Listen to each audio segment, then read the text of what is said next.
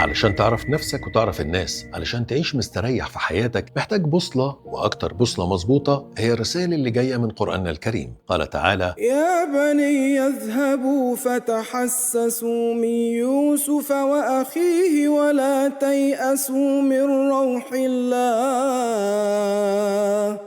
إنه لا ييأس من روح الله إلا القوم الكافرون.